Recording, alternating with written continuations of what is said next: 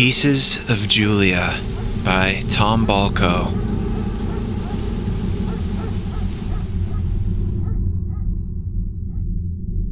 It had been over a year since his wife died, since the pieces of Julia started appearing. But Sean felt the pain as if it had just happened every time a new part resurfaced. Yes, she had been murdered, and yes, it was gruesome. What made Julia's death so unusual, though, was that her full corpse was never found. Only the remains of a hollow, limbless, decapitated torso had been recovered from the dreary abandoned field that was but a few miles from their home on the quiet banks of Orange Lake.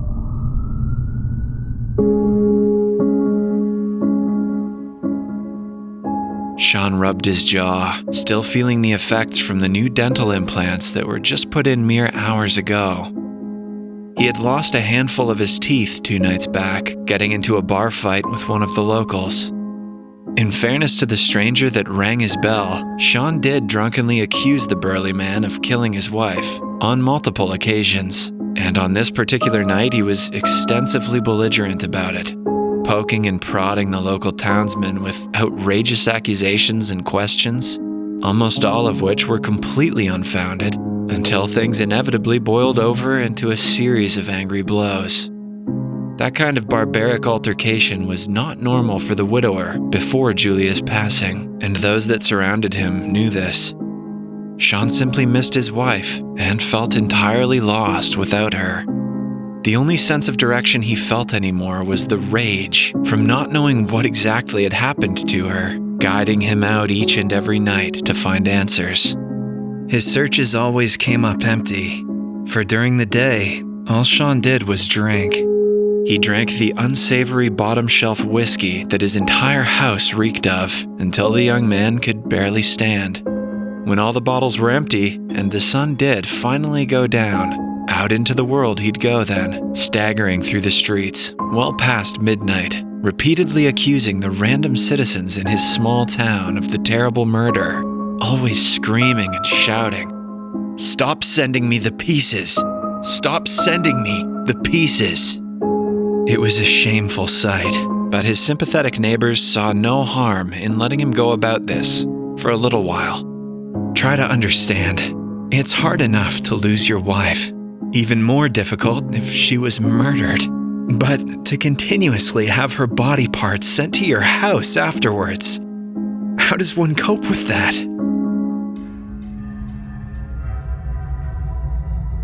Never was there a proper return address on any of the packages, and moving did no good either. Sean tried this, but it seemed destined that no matter where he went, a piece of Julia would always find its way back to him. First, it was just a finger, sealed in a standard manila envelope. Not long after that came the rest of her hand, encased in bubble wrap and tucked within a much larger yellow envelope. 2 months later, a foot arrived in a used shoebox. 30 days after that, her heart was sent to him at work, wrapped in plastic, snugly secured in a brown paper bag, and then placed on his desk to make it seem as though someone had brought him a treat for lunch. Nowhere was safe for Sean to hide from these sadistic gifts. With every discovery, accompanying each piece was a small note that would read simply, "Always with you." The cameras at his job couldn't make out the fully cloaked figure that had broken into the office overnight and placed Julia's heart on the desk, nor were there fingerprints of any kind on the packages. The company Sean worked for were partially embarrassed by this and felt guilty that security measures were not better. So, they too briefly gave the young man a pass whenever his drinking found its way into the workplace. It's funny how repetition can make even the most macabre things seem normal. For when a full leg showed up on his doorstep just 3 months after the heart, Sean again broke open the bottle of whiskey from the bottom drawer of his desk at the office that day. This time, however, the managers at his company told him to go home. They stopped short of firing their drunken, grieving employee, but they made it clear that his self-destructive behavior couldn't continue, regardless of the eerie circumstances. Yet, Sean didn't go home. He drank some more, and it was on that night that he had picked his fight with the scruffy local at the bar. One could see the bigger man felt bad after hitting the manic drunk, but the conspiratorial widower would not stop his ranting, jabbing the large bar patron on his shoulder over and over again, claiming that he must have killed her, since he was the one who lived closest to where Julia's torso was found. As fate would have it, the large man did actually live closest to the first crime scene, but he was cleared almost immediately by authorities for having no motivation or connection to Julia. He wasn't even in town during the time of the murder. Stop sending me the pieces. Stop sending me the pieces. The stranger had simply had enough, so he knocked Sean out cold right there in the bar that he had so drunkenly stumbled into, with his half-empty bottle and wild accusations. Perhaps luckily, the large man did more than just knock out 3 of his teeth in that moment. He may have also succeeded in knocking some sense into Sean too, because that would be the last night he ever drank. Christ, did his jaw hurt though. Even weeks after the fact, it still didn't feel right. Fortunately, the only dentist in town was an old friend from school days who gave Sean the implants for free, adding one more local to the list of those who sympathized with his strange and sad plight. The prolonged pain and shame had finally made him realize that the time for wallowing was over. If Sean was ever going to find his tormentor, he would need to be of fully sound mind. So, he sobered up, spending the next few weeks tossing and turning in bed as withdrawal reared its ugly head, whispering madness into his ears as a very long month slowly passed. The tremors and night sweats made him cry out in the middle of the night for his beloved wife. In a certain way, it seemed as though she was there to help him. He could almost feel Julia's gentle, ghostly touch of comfort on his cheek. Every time he said her name, a part of him grew a little stronger, and soon his fatigue and feebleness gave way to newfound purpose and clarity. Freshly sober, Sean felt some of his former self returning and decided to play detective for real now. He soon set out for the field where Julia's torso was first found, in hopes of jogging his memory on how the crime scene originally appeared. Maybe he overlooked something.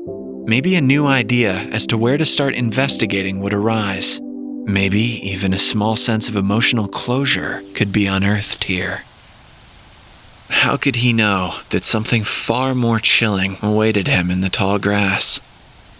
What was left of her body had been abandoned in a rotting lot of old summer bungalows on the outskirts of town, a hollow and haunting place called Griffin's Valley. Not one home remained habitable or even intact here. Only vagrants and strays roamed amongst the decay from time to time, and for a short while, Julia's body was amongst them, perched against one of the half-collapsed walls of a decrepit bungalow that faced the weed-infested lot. Sean returned to her disgraceful final resting place, shedding a tear as he did so. Yet, strength remained his most prominent attribute in this moment. Everything around him was still. Only the echo of some dogs barking and the light brushing of the overgrown earth could be heard. The wall in which they had found her leaning against was still there, only now it was covered in loud graffiti. Most of the crude artwork depicted or spoke of the murder in some way, shape, or form, making it even harder for the bereaved husband to look at. Endless, headless, limbless bodies were strewn across the dripping paint, alongside a few wannabe gang tags. Sadly, this was standard stuff for this type of territory. Yet just as Sean was about to turn his attention elsewhere, his eyes noticed something amongst the art. A cool breeze came in then, and the cold gust of air in Sean's mouth caused him to grab his jaw in pain as the freezing wind agitated the still healing dental work. The aching teeth were quickly forgotten though, for now he saw on the dirty wall, littered amongst the graffiti, all too familiar words. Always with you. The handwriting was exactly the same as the letters that accompanied the mailed body parts, and the paint was relatively new as well. Sean called the police immediately, and after the boys in blue did some light digging, 2 arms were found at the scene. One with a hand, one without. Julia's, no doubt, and their discovery only made the young man feel more like he was playing into this sick monster's game. He was told then by authorities to stay home, and that the house would be under police protection for the foreseeable future. This was not what Sean had wanted to hear, but they eventually reasoned to the distraught husband that regrouping and going over his wife's case at home would be the most productive thing to do. After all, every time a new body part showed up, the detectives' interest would only grow stronger, along with their likelihood of catching the bastard doing it. The pieces to the puzzle were now only growing. Unfortunately, to much disappointment, the next few days proved useless as Sean and the cops retraced every possible step he had taken over the last year and a half, with no progress to be made. There were still no real leads, nothing tangible to go off of to start a new line of thinking for the investigation. It was not too long into this daily redundant cycle of false starts when Sean had gone to bed on what was an unusually quiet night, staring at the ceiling for hours, searching for answers that seemed to continually elude him. Strangely enough, though, the endless gazing of his eyes at that blank ceiling would not be what would take him further down the rabbit hole, but rather the sharp, foul scent detected by his nose. A faint odor lingered in the air that suddenly piqued his curiosity, but Sean was unable to trace its source at first. He searched everywhere in the house to find the origin of this smell, but there was nothing initially discovered that could give off such a wretched scent.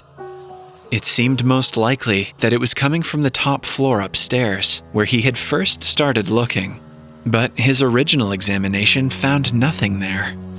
Upon returning to his bedroom, however, it took a moment to realize that the search had been conducted in the wrong direction. Sean then stood on his bed and pointed his nose upward to identify that the wretched smell was coming from the very ceiling he had been sleeplessly staring at all night. When the young widower retrieved a ladder and opened the attic, he was greeted by the horrid sight of Julia's final leg, standing straight up, covered in stiff and partially preserved rotting flesh, and tattooed on that flesh were the words, "Always with you." Sean lost all of that recently accumulated bravery, as well as his grip on the ladder, hitting his chin on one of the bottom rungs while falling to the floor. Holding his jaw in immense pain once again, the frightened young man ran out of his house, screaming past the squad car that sat just outside his driveway. "Stop sending me the pieces! Stop sending me the pieces!" The madness had returned, and with it, the fear. Only now it was a new paranoia that accompanied the old, as a dark thought crept into his brain. For now, Sean couldn't help but ask himself, what's going to happen to me once there are no more parts to send? The thought haunted him more than any other had ever before. The shaken young man couldn't bear it. He needed immediate refuge. He ran into the night screaming, but by this point his neighbors were used to this and now paid little attention to his theatrics, as if they didn't want trouble for themselves. It was then that Sean realized that while he had many sympathizers in this town, he had few true friends. Luckily, there was at least one person nearby that he could think of that was both. Not a close friend, but an old one, for Marty Matthews lived only 2 or 3 miles away, from what Sean could remember. But the way things were feeling that night, the unnerved widower couldn't help his fragile mind from asking another frightening question. Would I even make it there in time? It felt more and more like his torturer was breathing down his neck, like a dark passenger, always watching from just beyond, within the shadows. Sean kept running, but wasn't even sticking to the roads anymore, cutting through yard after yard, jumping over fences and trying not to trip, as some of his neighbors shouted at him for being a useless and crazy drunk. Everyone had finally had enough of him. Thankfully, salvation was soon in sight. Marty's house quickly neared into view within striking distance. A relieving sight, were it not for the rapid sound of crunching leaves following him, leaving little doubt that there was indeed a predator close behind. Sean banged hard on Marty's door as his old friend bore quite a confused look on his face from the front window of the house. After hesitating for a second or two, he hurriedly let the frantically exhausted widower inside the main foyer after reading the urgency of the situation. Sean was so out of breath he could barely speak.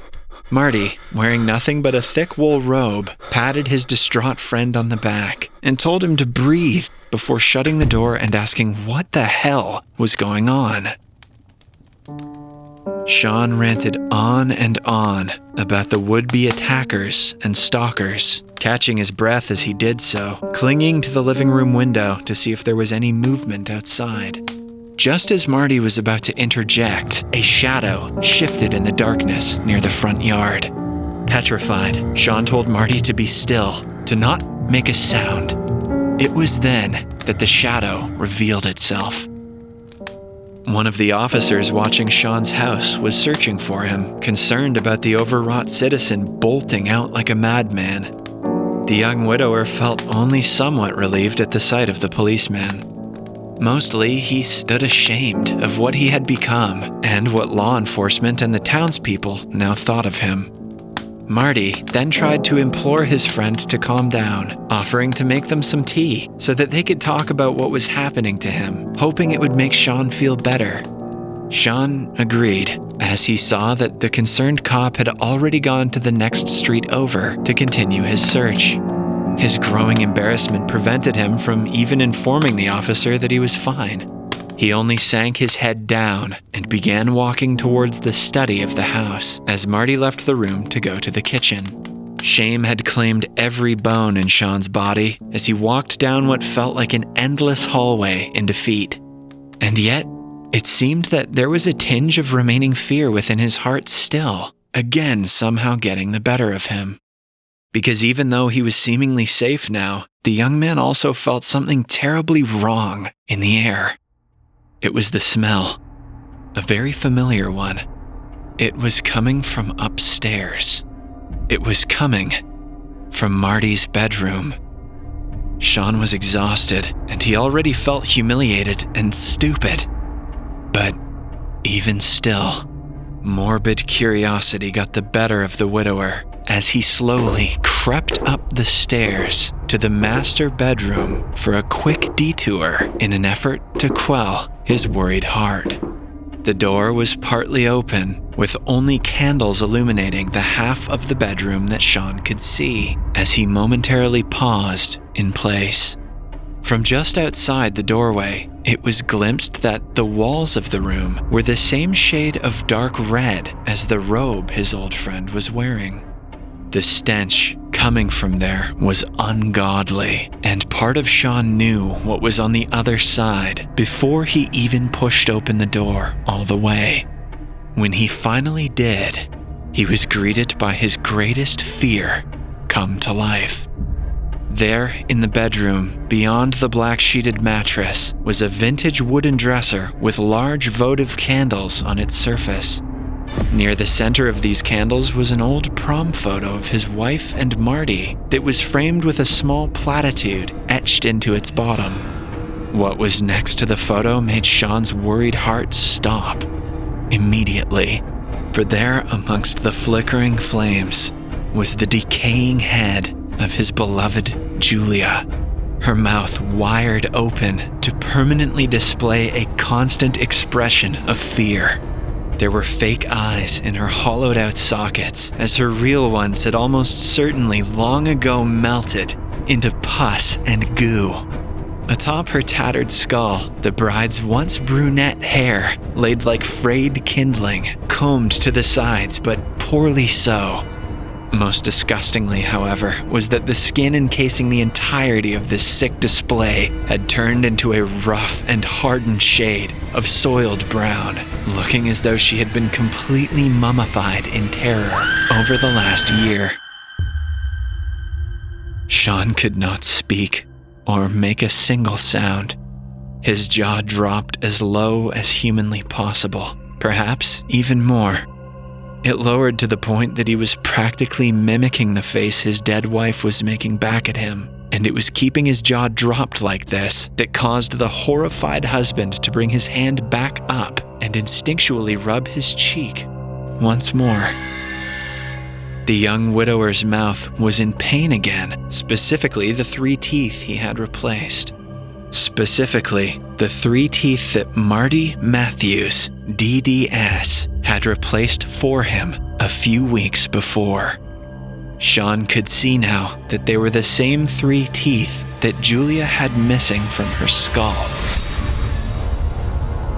The frightful thought of what this meant did not haunt him for long, though, because just then Sean felt an intense pain in his back, as well as his chest. When he looked down, the tip of a sharp metal periodontal probe was sticking out from his ribs, dripping with blood. As that pain and fear consumed him into death, a voice whispered into his ear, the same words that were etched on the bottom of the picture frame. Always with you.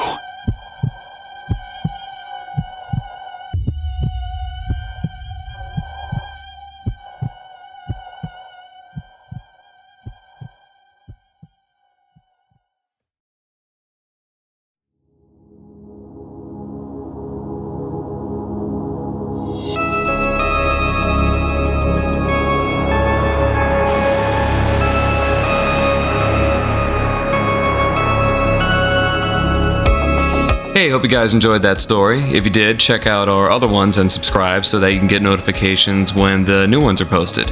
You can also check out their written forms on Wattpad, along with my first collection of shorts. And be sure to acknowledge the names in these end credits as well, because everyone put a lot of really hard work into making this a reality, and I can't thank them enough. If you'd like to support us so that we can make these even better and faster, that can be done through the links in the description.